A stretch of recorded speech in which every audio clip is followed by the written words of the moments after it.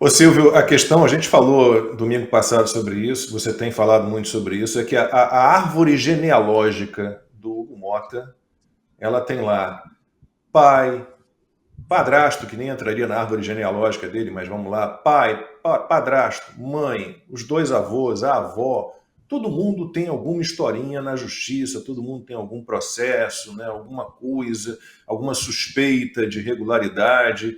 E aí, dessa forma, ele fica muito na mão do Alexandre de Moraes, né, do STF de um modo geral, porque a gente tem visto ministros do STF assumindo esse papel de atores políticos, né, tentando interferir no processo legislativo, mas o Hugo Mota é refém, ele e a família, né, são reféns disso.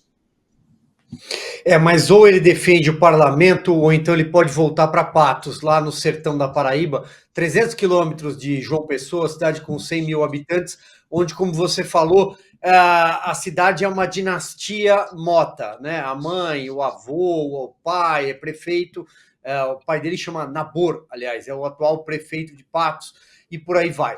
Olha só, Lacombe, eu vou pegar da onde você deixou e fazer uma pergunta para o deputado em relação ao que está acontecendo dentro da Câmara dos Deputados. O parlamento, a Câmara dos Deputados, e acho que o Eduardo Bolsonaro pode falar com muito mais propriedade do que eu, ele está diante de uma encruzilhada. Ou ele defende, de uma vez por toda, a volta do artigo 53 da Constituição e a prerrogativa do foro parlamentar, da imunidade parlamentar, diante de quaisquer, conforme grifo no texto, na Carta Magna, ou então a Câmara, o Senado, o Congresso como um dos três poderes do nosso regime tripartite, vai ficar de joelhos na Praça dos Três Poderes diante do Supremo Tribunal Federal e de uma espada que jamais deveria ter sido erguida contra o parlamento, mas foi. Portanto, vamos olhar para frente. O que Hugo Mota tem a fazer a partir de agora é defender a casa. Não tem como falar, e a gente viu manchetes na Folha, no Estadão, no Globo, Hugo Mota, Davi Alcolumbre negociando um acordo de anistia política aos presos do 8 de janeiro com o Supremo Tribunal Federal, e os jornais com a maior desfaçatez, sem o mínimo rubor.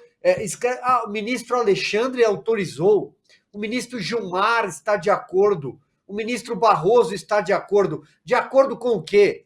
De acordo com o quê? É a Casa Legislativa quem decide, quem faz a lei, não é o Supremo. A anistia vai partir do Congresso Nacional e não do Supremo Tribunal Federal. E aí quero ouvir o deputado, mesmo à distância, tenho certeza absoluta que ele tem informações sobre isso, de que trata-se de um acordo em gestação para punir o presidente Jair Bolsonaro, para punir Felipe Martins e o tal do núcleo político, como eles descrevem, e tentar, de alguma forma, amenizar penas absurdas, delitos impossíveis, porque esse pessoal todo precisa ir para a urna no ano que vem. Então, é isso que o governo está procurando. É tentar ir para a urna no ano que vem como bonzinho. Vamos mastigar aqui, vamos falar o português claro.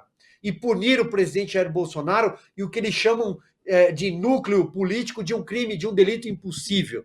E se você me permite, Lacombe, para me alongar aqui em 20 segundos, o parlamento já defendeu os seus outras vezes em dias muito mais escuros, em dias muito mais difíceis. Durante o regime militar, e eu sempre cito esse exemplo, dia 12 de dezembro de 1968, quando foi necessário defender o mandato do Márcio Moreira Alves. E o Mário Covas, do MDB, e a Arena era o partido que dava sustentação ao governo, subiu àquela tribuna e disse: senhor presidente, eu vou me despir agora da veste transitória de líder para falar só pelos que me mandaram para cá. Nós não podemos permitir que delitos impossíveis se tornem o funeral da democracia. Ou Hugo Mota pega o bonde certo da história ou pode voltar para Patos. Desculpa, deputado. Não, tá certíssimo, Silvio. E eu vou te falar, eu acho até que é esperado. Eu estou no meu terceiro mandato de deputado federal ainda, né? Vamos ver até julho ali o que vai acontecer. Acho difícil retornar ao Brasil, mas, pois bem, toda vez que a esquerda vai sofrer uma derrota no Congresso, ela vem trazendo um paliativo desse. Eu vou exemplificar para ficar claro. Certa vez a gente estava votando o fim das saídas temporárias, relatoria do deputado federal Guilherme Derrite, atual secretário de Segurança Pública de São Paulo. O Guilherme Derrite estava apresentando um relatório para acabar com o Instituto da Saidinha. A esquerda estava prevendo que ia perder. Então, o que acontecia a todo momento no plenário? Alguém da esquerda colava no pé do ouvido dele falando, olha, não acaba não, deixa só para um dia, talvez 2 dias no ano de saidinha, isso já vai ser um progresso, aí a gente faz um acordo, todo mundo vota junto, não tem problema de ir para o voto, criar qualquer tipo de conflito. Aí eu puxei, quando eu vi isso a primeira vez, eu puxei de canto e falei, Derrite, pelo amor de Deus, cara, esses caras vão perder. E outra coisa, ainda que nós percamos, né, essa votação das saidinhas, vamos expor quais deputados estão defendendo os bandidos. Graças a Deus o Derrite ele embarcou no bonde certo da história, né, Navarro? E ele acabou mantendo a sua relatoria e a gente sepultou o Instituto das saídas temporárias. Mas isso daí é só para exemplificar que a esquerda a todo momento faz isso. E este é um excelente indicativo de que a anistia está cada vez mais madura. Antes da gente chegar na vitória, e a gente só chega à vitória atropelando essas pessoas da esquerda e facínoras, que tratam velhinhas de 70 e poucos anos de idade, como Iraci Nagashi, como terroristas, né, Débora Rodrigues dos Santos como terroristas, a gente só vence essas pessoas na base, né, da imposição. Ninguém da esquerda vai chegar do dia para a noite e vai acordar e, olha, realmente, olha, fomos longe demais. Não. A pauta prioritária deles é a manutenção do poder. E o Silvio Navarro matou a charada. A manutenção do poder passa pela retirada de Jair Bolsonaro da possibilidade de concorrer ano que vem e de vários outros que estão se postando, principalmente para ir ao Senado. Eu falei aqui, né, nas redes sociais, olha, existe uma estratégia que vai eclodir em 2026, que será a de julgamentos de virtuais senadores e deputados que seriam eleitos em outubro de 2026, poucos meses antes da eleição, serão condenados por crimes contra a honra, que é uma novidade que esta composição do STF trouxe, atropelando o artigo 53 da Constituição. O constituinte da Constituição de 88, ele nunca imaginou que um deputado federal, um senador, seria condenado com base em crimes contra a honra, que é o que sai da sua boca, é opinião, palavra e voto. Ele imaginou que isso daí estaria protegido pela imunidade parlamentar.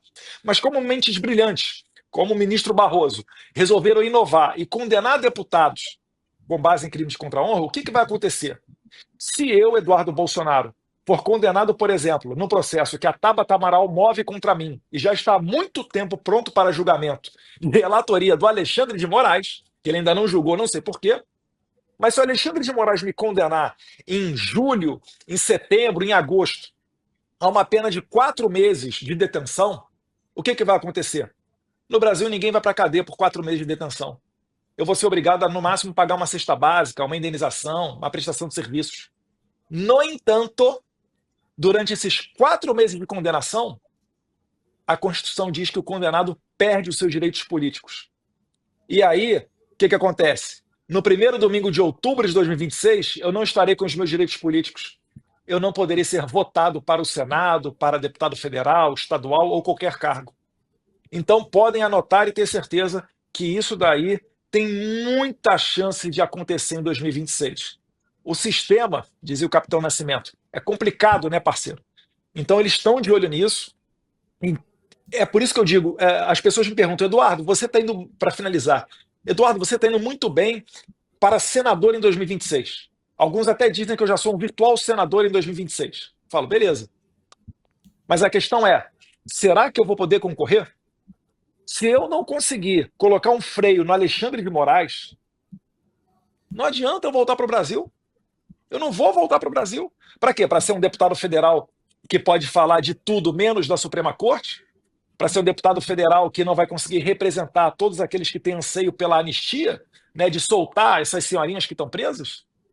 Então, o Brasil passa por essa medida de sancionar o Alexandre de Moraes. É por isso que eu estou aqui nos Estados Unidos. O capitão Nascimento dizia que o sistema não é bem complicado, mas tudo bem. A gente deixa para o Alan, meu querido Alan dos Santos, falar o que o Capitão Nascimento dizia. Deputado, tem muita Ah, e gente no outra, Superchat, né? rapidinho, Lacombe, só para falar, eu lembrei aqui, olhando Claro. para Ana Paula Henrique agora, essa questão dos navios iranianos, a Ana Paula acho que falou na Revista Oeste, tem 1 ou 2 meses atrás. Isso vai voltar à tona, tá? Uma das pessoas do State Department, ela é bem coladinha com o Ted Cruz, que foi o principal senador a falar dessa questão dos navios iranianos, que atracaram no Porto do Rio de Janeiro em 2023. Isso vai voltar à tona, né? Em fevereiro, Fevereiro, uma desculpa. fragata, em fevereiro, foi uma fragata e um porta-helicóptero com autorização da Marinha de desembarque de tripulantes. E os E com navios festinha sancionados, da né? turma do Lula Navios também no navio com os sancionados. E iranianos. festinha. Navios Isso, sancionados. festinha. Tanto que a Elizabeth Bagley, ela dá uma declaração naquela época dizendo: vocês estão recebendo um navio terrorista. Ela diz isso textualmente. Inclusive, o senador Ted Cruz, ele não falou numa entrevista. O gabinete dele colocou uma declaração oficial no site dele e no gabinete dele. Ele falou como senador da República oficialmente de que o governo Biden deveria começar a pensar em sanções ao governo brasileiro por aceitar os 2 navios iranianos sancionados pelo governo americano. Isso é independente, né? Se é um democrata ou republicano, os navios iranianos continuaram sancionados, navios de guerra. E aí ainda tem a cereja do bolo, que é a tal festinha com membros do governo Lula na festinha com os iranianos. E tem mais. Depois eu soube também, deputado, que a foto do Geraldo Alckmin, que foi até o parlamento iraniano para celebrar a eleição iraniana, enquanto o parlamento inteiro gritava morte à América, death to America, e aí aquela foto dele, né? Com só gente boa ali.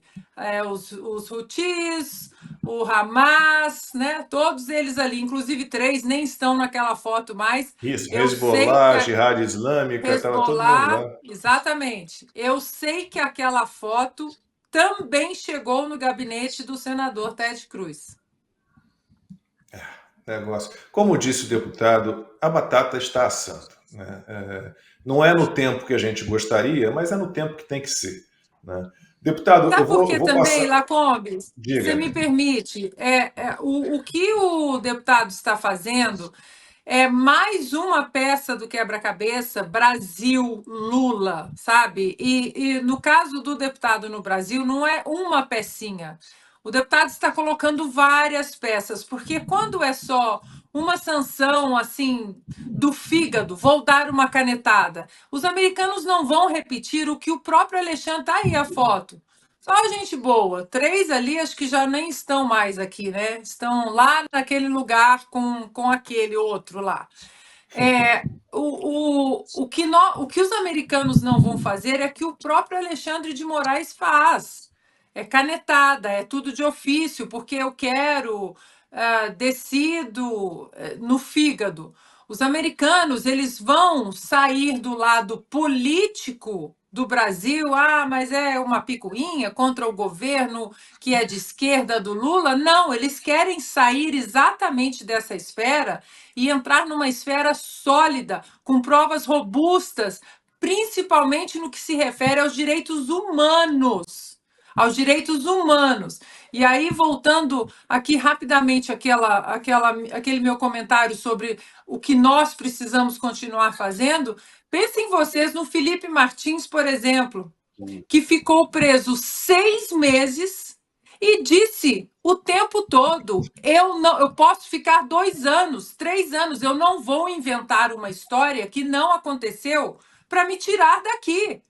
O Felipe Martins, ele ficou 3 dias numa solitária, sem saber que horas eram, se era de dia, se era de noite, tudo apagado. Ele foi transferido de uma penitenciária para outra às 2h30 da manhã.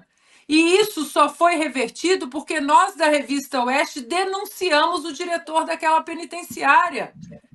E aí agora eu vou ficar com medo de vir para o Brasil, sendo que eu tenho graças a Deus, um passaporte americano e posso continuar lutando pelo meu país. É por isso que cada um tem que fazer aquilo que você pode fazer. Ninguém está pedindo para a gente sair da esfera e sair com o fígado incendiando o país. Mas aquilo que a gente pode fazer, como o Silvio disse, toda a pressão no Hugo Mota, pressão nos senadores, sustentar e apoiar aqueles que estão resilientes e lutando contra o sistema, como, por exemplo, o deputado Sóstenes, que disse para o ministro Flávio Dino: o senhor pode pedir 48 horas ou 72, que a Constituição me protege, eu não vou esclarecer nada para o senhor em relação às minhas declarações, eu estou protegido pela Constituição. Aplaudir, apoiar, criticar e pressionar aqueles que estão se ajoelhando diante do sistema e apoiar aqueles como o Eduardo, fora do Brasil, e aqueles que estão em Brasília lutando também. São poucas vozes ali. E esses nós temos que apoiar, porque hoje eles sentem a pressão. Aqueles que precisam sofrer a pressão, imaginem, por causa de todos nós, que eu digo nós aqui, vocês nas redes sociais, o PL 2630 não passou, o PL da censura. Então, nós temos que também dar apoio àqueles que estão lutando contra o sistema em Brasília, porque esse apoio vai manter essa gente lá em 2026. Ana, em 30 segundos, me perdoe, a Câmara dos Deputados é a caixa de ressonância da sociedade. E com todas as suas demasias e fraquezas e flagelos, é importante que a gente tenha a representação do eleitor dentro de Brasília, na Praça dos Três Poderes. O seu deputado, o seu senador, mas sobretudo o seu deputado, ele é o seu agente das suas necessidades e aspirações para um Brasil melhor. Portanto, cobre do seu deputado, cobre dele, que ele represente todo o empenho que você colocou naquele voto. Muita gente esquece em quem votou. Não pode. Precisa decidir direito, precisa saber que aquela pessoa que está lá está representando os seus anseios. E é por isso que a gente cobra tanto do Hugo Mota. O Brasil não precisa de um frouxo à frente da Câmara dos Deputados. E ele precisa escolher em qual bonde da história ele vai entrar.